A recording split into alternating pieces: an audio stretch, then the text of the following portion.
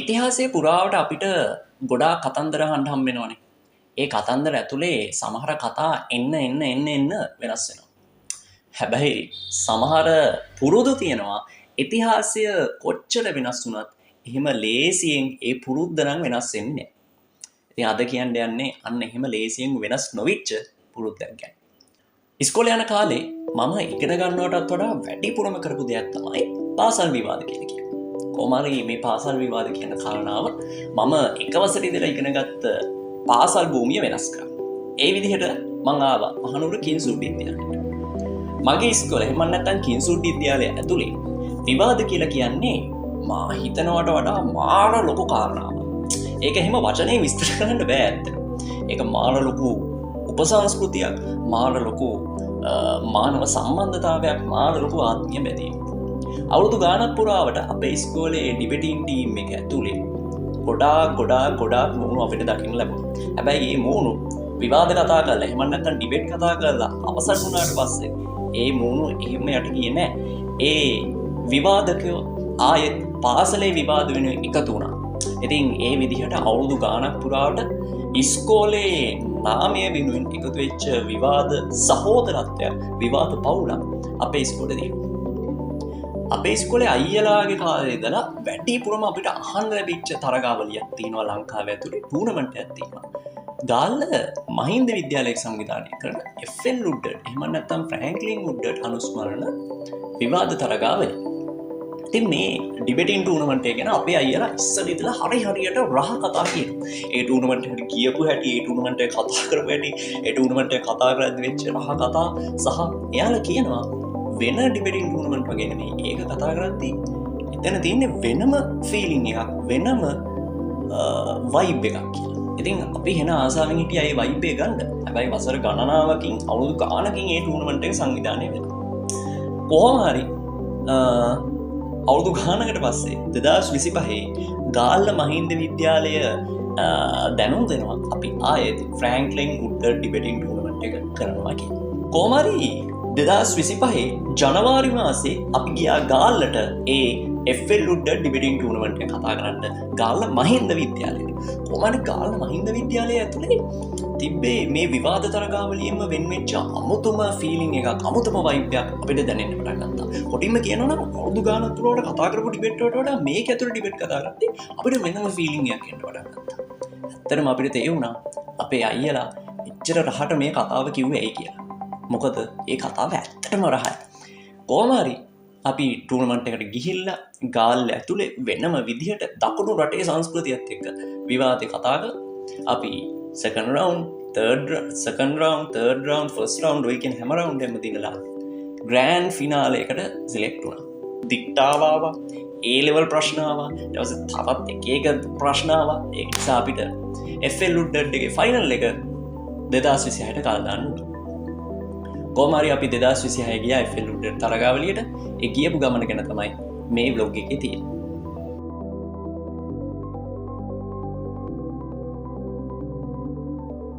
ඔන්න 2026 මාර්තු මාසේ අපිට දැනුම් දෙනවා අවසන් මහා තරගාවලිය පැවැත්වෙනවා කියලා.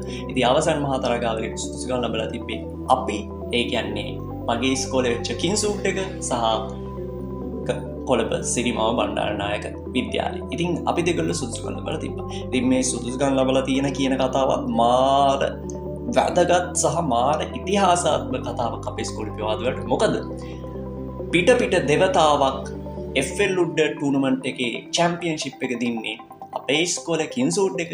ඒ විදිහටම 2016 අපි දින්නා. ඊට පස්සේ 2018 හෝ 17 දින්න. ඒ විදිහට 2026 දී අපි ෆයිනල් එකට සිලෙක්ට් වුණා. එතකොට 2026 ෆයිනල් එකේ අපි චැම්පියන්ෂිප් එක වුණා. අවුරුදු 3ක් පිට FL උඩ්ඩට් චැම්පියන්ෂිප් එක කිංසුඩ් එක සතු. මේ වචන ටික අහගන්න මාර විදිහට ආසාවෙන් තමයි මමයි මගේ ඩිබේට් ටීම් එක හදලා දෙන්නේ සූදානම් හිටියේ.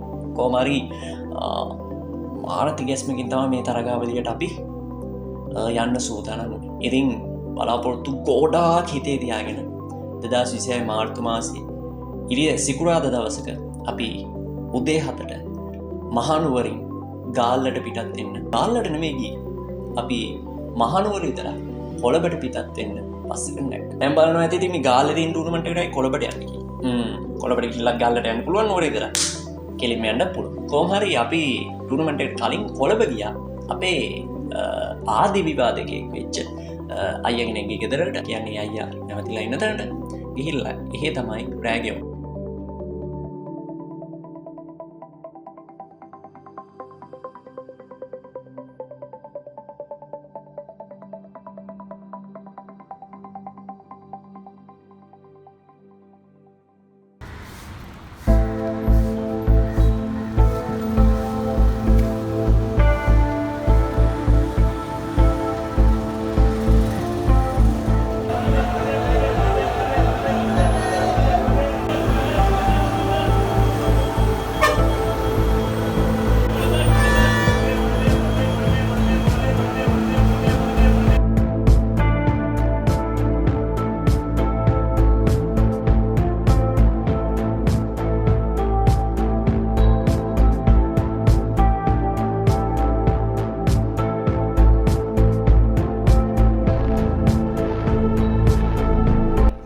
අපේ අයිය කෙනෙක්ගේ ගෙදරකට ගියාම ඉතින් දන්නවනේ ආගිය තොරතුරු කතා කරලා ඉතින් ඩිබෙට් සම්බන්ධයෙන් ඉස්සර වෙච්ච කතා ඉස්සර ටූර්නමන්ට් වලට ගිය හැටි වගේ ගොඩාක් තොරතුරු අහලා රෑදකට හරියක් වෙනකන් ඒ විස්තර කතා කරලා අපි පාන්දර මේ තරගාවට සූදානම් වෙන්න පටන් ගත්තා.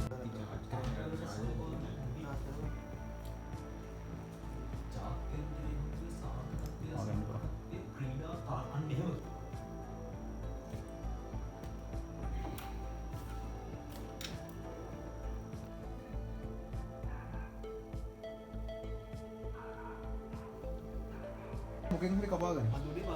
Side bumps kabagan. Kau hari ya? Apa lagi? Mungkin hari kia bang kabagan. Bal. Tu ni, mungkin itu yang ada di ni. Sudah sepanjang.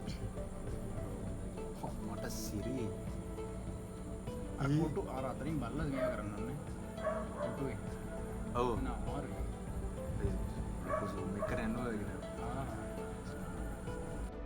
ඕමරි මේ තරගවලින් මාර ටෙන්ෂන් එකින් තමයි අපි ලෑස්ති වුණේ මේක දිනන්න ඕන මේක දින්නොත් අපි තුන් පාරක් එක දිගට චැම්පියන්ෂිප් එක ඉස්සුවා උස්සවා කියන එක මුළු ලංකාවත් දැනගන්න. ඉතින් කොහොමරි අපි උදේ 3 මාට හැරලා 5 මාට 5 මාර වෙද්දි කඩවත හයිවේ එන්ට්‍රන්ස් එක ගාවට ගියා. හයිවේ එන්ට්‍රන්ස් එක ගාවට ගිහිල්ලා හයිවේ එන්ට්‍රන්ස් එක ගාවට අපේ ඉස්කෝලේ ළමයි ගොඩක් පුරවගච්ච බස්සයක් ඇවිල්ලා හිටියා අපිත් එක්ක ෆයිනල් එකට යන්න. යන ගමන් මේ මුහුදත් පොඩ්ඩක් බලාගෙන ගියේ. ඒක තමයි තියෙන්නේ. පොඩ්ඩක් වෙනවා.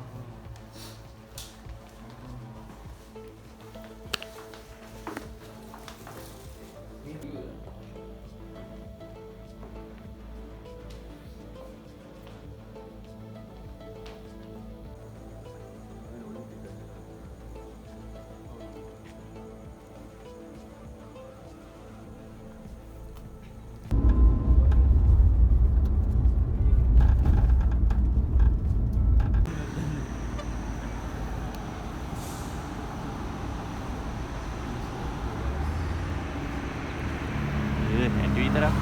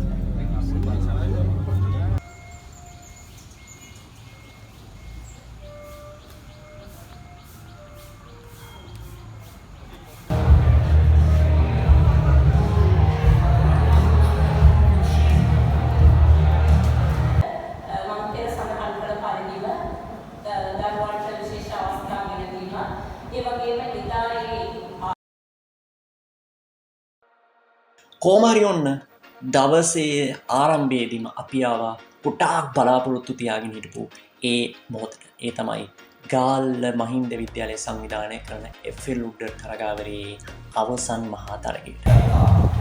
හත්වන රැංකිලි ගුරුතුමන් අනුස්මරණ විවාද තරගාවලිය පැවතුණා. මහනුවර කිංස් විද්‍යාලය සහ කොළඹ රාජකීය විද්‍යාලය අතර 2015 දී මේ ශූරතාවය ලබා ගැනීමට සමත් වුණා. මහනුවර කිංස් විද්‍යාලය නඩතුරුව අටවන රැංකිලි ගුරුතුමන් අනුස්මරණ විවාද තරගාවලියේදී නැවත වරක් මහනුවර කිංස් විද්‍යාලයේ නමුනා ගාල්ල රිච්මන්ඩ් විද්‍යාලයත් සමග එහිදී ශූරතාවය ලබා ගැනීමට සමත් වුණා. මහනුවර කිංස් විද්‍යාලය මේ අනුව නවවන රැංකිලි දිගහැරුමේ අවසන් මහා තරගයකට මෙන්න වෙනවා. මහනුවර කිංස් විද්‍යාලය ඔවුන් මෙවර ශූරතාවය ලබා ගැනීමද එසේ නැතිනම් අඛණ්ඩ ශූරතා ගලා යාම විදහලමින් මේ වසරේදී කොළඹ සිරිමාවෝ බණ්ඩාරනායක විද්‍යාලය නවවන දිගහැරුමේ ශූරතාවය ලබා ගැනීමද එය සම්පූර්ණයෙන්ම තීරණය වන්නේ අද දවසේදී ඔබ දක්වන්නා වූ දක්ෂතාවය මතම පමණකි. කරනවා ගාල්ල මහින්ද විද්‍යාලය විසින් සංවිධානය කරනු ලබන ෆ්‍රැන්ක්ලි වුඩ්වර්ඩ් 2025 සමස්ත ලංකා අන්තර්පාර්ශව විවාද තරගාවලියේ අවසාන මහා තරගයේ කොළඹ සිරිමාව බණ්ඩාරනායක විද්‍යාලයට එරෙහිව මහනුවර කිංසු විද්‍යාලීය ජ්‍යෙෂ්ඨ සිංහල විවාද කණ්ඩායමේ සංගීතයේ මෙසේ කණ්ඩායමේ සිව්වැන්න වශයෙන් කටයුතු කරනවා නුවන් හෙට්ටිආරච්චි කණ්ඩායමේ දෙවැන්න මනුල රන්හුටිගේ දෙවැන්න භාතිය මදුරංග සමගින් සමස්ත කණ්ඩායමේ නායකත්වයේ හොබවන මම දිනෙත් සංකලන ඔබ සැමට හරවත් නැනවත් විවාදිකර ආරාධනා කරනවා අපි හොඳ විවාදයක් කරමු. වැඩි ප්‍රවණතාවයක් පේන්න තියෙනවා. ඒකත් එක්ක ලංකාවේ කී ක්‍රීඩාවන් වල ශ්‍රේණිගත කිරීම වල එන්න පල්ලෙහාට වැටෙදී අපි දකිනා වැඩි ඕනේ 2000 කියලා වචන කණ්ඩයන් එක්ක නිර්වචනය කරමු. පළවෙනි වැදගත් වචන කණ්ඩය මෙරට ක්‍රීඩාව කියන වචන කණ්ඩය ගත්තට පස්සේ මේ සමස්ත විවාදය අස්සේ අපිට රටේ සමස්ත ක්‍රීඩා ක්ෂේත්‍රය සම්බන්ධව කතා කිරීමේ වගකීමක් තියෙනවා කර බුද්ධිමතුනේ. කෝ ලෝක කුසලන් දින්නේ නැද්ද? ලංකාව ලෝක කුසලන් දින්න. මතකද නායකතුමේ පදන මේ කියනවා. මේ කියන්නව ප්‍රවණතාවයන් එක්කලා ක්‍රීඩා තාක්ෂණය කියන එක ප්‍රධාන වෙන්නේ නැත්නම් ප්‍රධාන වෙන සාධකයට පුළුවන් වෙන්න ඕනේ. ආසියානු අනුපාපන්දු සම්මේලනයෙන් හම්බෙන අරමුදල් ලංකාවට නැති වෙනවා. වියතුනේ මේ අරමුදල් නැති උනේ මෙයාලගේ තාක්ෂණයේ රට ඇතුලේ බිල් කරන්න තිබ්බ සල්ලි ටික අපිට නැති උනේ කවුරු හින්දාද? ලංකාවේ අර කිව්ව ක්‍රීඩා ප්‍රති සම්මේලනයේ නිලධාරියෙක් ගුවන් තොටුපළට එන්නේ නැහැ. ඒ හින්දා තමයි ලංකාවේ කරාටි සංචිතයේ 31ක් හැරිලා ගෙදර යන්නේ. දැන් මට කියන්න එතන ප්‍රශ්නේ තියෙන්නේ තාක්ෂණයේ පසුගාමීත්වයද? එතනින් එහාට ගිහිලා ඒක කලබලාකරණය කිරීම උසස් මට්ටමක පැවතෙන්නේ. ඒක පළවෙනි කාරණාව. ඊළඟට දැන් අහන්න එපා කොහොමද කෘත්‍රිම බුද්ධිය විශ්ලේෂණය කරන්න කියලා. සම්මේලනය ප්‍රතිවගත කර ලක් කරලා පරිපාලන හරියට හැදුවා. අද මොරොක්කෝවෙන් තැන මොකද්ද? වර්ල්ඩ් කප් එකේ පෘතුගාලේ පෙරදුවා, ස්පාඤ්ඤය පෙරදුවා. ලෝකෙ මේලා රෑන්කින් පළවෙනි 10ක් ඉන්නවා. අන්න දැක්කද? තාක්ෂණයේ තිබ්බට පරිපාලනයේ වැරදි නම් හිතාගෙන නිපුජු. කොහොම හරි ඔන්න ඔය විදියට ෆයිනල් එක අපි 4 දෙනා කතා කරලා ඉවර වුණා. හොඳ ඩිබේට් එකක් වුණා. කවුරු දින්නද? කවුරු හොදන කතා කරාද? කවුරු අවසන් මහා තරගය දිනයිද? කවුරු චැම්පියන්ෂිප් එක ගෙදර අරන් යයිද වගේ ප්‍රශ්න ගොඩක් ඒ කට්ටියගේ හිතේ තිබ්බා. කොහොම ටූර්නමන්ට් එක කතා කරලා ඉවර වෙලා අපි ආවා කවුද චැම්පියන්ෂිප් එක දින්නේ කියලා ඩිබේට් එකේ අවසන් රිසල්ට් එක අහන්න.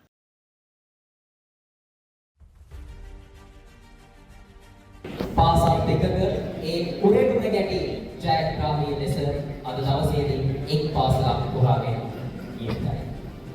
ඒ අනුව මේ මොහොත වන විට අවසන් මහා තරගයේ ප්‍රතිඵල ලැබෙන අවසන්. අවසන් මහා තරගයේ ජයග්‍රහණය කවුරු පිළිවි කරගන්නද?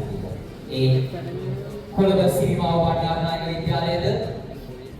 එසේ නැතිනම් මහනුවර කිංසු විද්‍යාලයද? අද නවවන දිගහැරුමේ කුසලාන සිය පාසලට ගෙඩ යනවා. කොළඹ සිරිමාව බණ්ඩාරනායක විද්‍යාලයද? එසේ නොවැතිනම් තුන්වන වතාවට මහනුවර කිංසු විද්‍යාලය මේ කුසලාන සිය පාසලට රැගෙන යාවිද?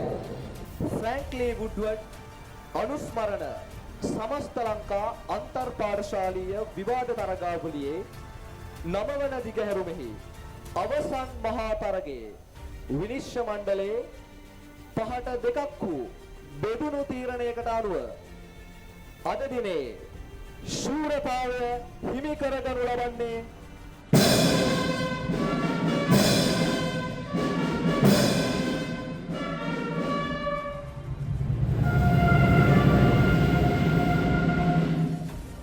කොළඹ සිරිමාව බණ්ඩාරනායක විද්‍යාලය අභිභාවයේ මහනුවර කිංසුල් විද්‍යාලය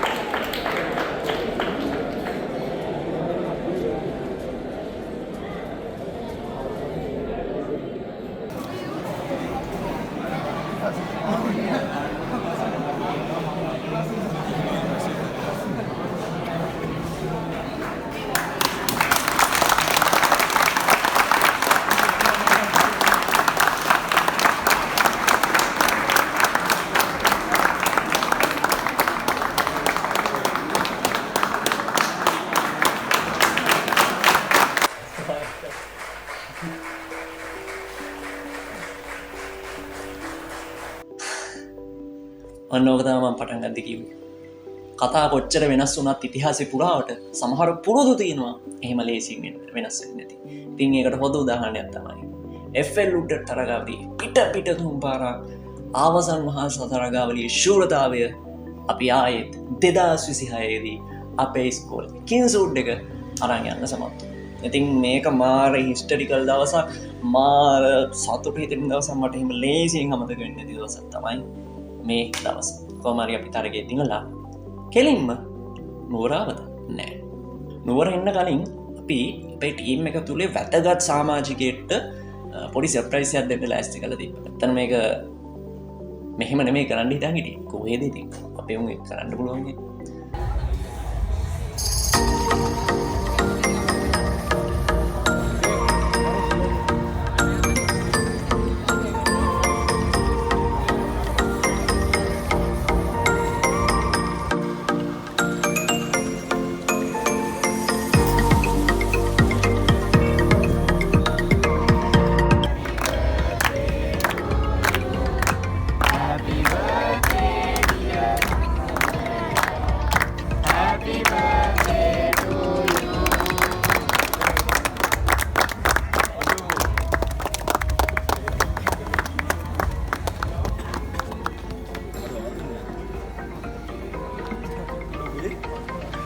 ඔය ඉස්සරහට පෙන්න මම එලගේ අපුඩියක් ගන්න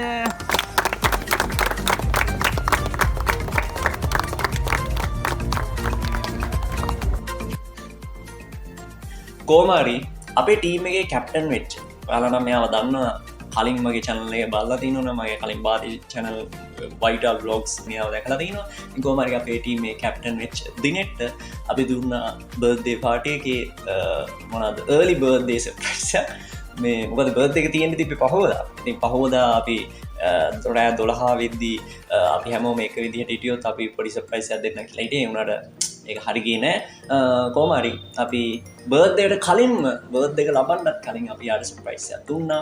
මේ වගේ ඉතිහාසාත්මක මේ වගේ මාර කාටවත් ලේසියෙන් අමතක වෙන්නේ නැති මතක ගොඩක් එකතු කරපු දවසක ඒ දවස රහ වෙන්න අපේ ටීම් එකේ ඉන්න වැදගත්ම පුද්ගලයාට අපි දුන්නා බර්ත්ඩේ. ඒක අවුරුදු 20යි 40ක් වගේ පෙවුනට. කොහොමරි ඔන්න දිනෙට ගිෆ්ට් එකක් දීලා චැම්පියන්ෂිප් ට්‍රෝෆි එක අතේ තියාගෙන උට ගිෆ්ට් එකක් දීලා අපි ආව නැවත ගෙදර. කොහොම හරි ඔන්න ඔය විදිහට අපේ මේ අපූරු එහෙම වචනින් කියලා ඉවර කරන්න බැරි මතක පිරුණු දවස ඉවර වුණා. ඉතින් ඔන්න ඔය විදිහට තමයි ගාල්ලේ අපි FL උඩ තරගාවලිය අවසන් කරේ. ඉතින් ආයෙත් කවදා හරි මම මේ බ්ලොග් එක බලද්දි මට හිතෙයි ඒ දවස් කොච්චර ලස්සනද කියලා. ආයෙත් මම මගේ ඩිබේට් ටීම් එකේ යාළුවොත් එක්ක මේ ඩිබේට් එක මේ වීඩියෝ එක ආයෙ බලද්දි හිතෙයි ආයෙත් ඒ දවස් වලට යන්න තියෙනවා නම් කොච්චර හොඳද. කොහොම හරි මම හිතනවා මේ වීඩියෝ එක මට කවදා හරි මාර ප්‍රයෝජනයක් වෙයි කියලා. ඉතින් ඒ විදිහට මතක පිරුණු දවස් මගේ ජීවිතේ තිබ්බා කියලා ආයෙ මේ බ්ලොග් එක මට මතක් කරයි. ඉතින් මම හිතනවා බ්ලොග් එක බලපු ඔයාලට මේක හොඳ දෙයක් ඉගෙන ගන්න තියෙයි කියලා. මහන්සි වුණා ගොඩක්. කොහොමරි මහන්සියට ප්‍රතිඵල හම්බ වුණා. ඒ ප්‍රතිඵල මේ මහන්සිය කවදාවත් අපිට නම් අපතේ ගියේ නැහැ. ඉතින් ඔන්න ඔය දේ තමයි ගාල්ලේ විවාද කතා කරපු අවසන්. අදට මං ගිහිල්ලා එන්නම්. ලබන සතියේත් මේ වගේ ලස්සන කතාවකින් හම්බෙමු. ජය වේවා. ගාලු රටේ විවාද. ඔන්න ඔහොම තමයි අපි කතා කරන්නේ.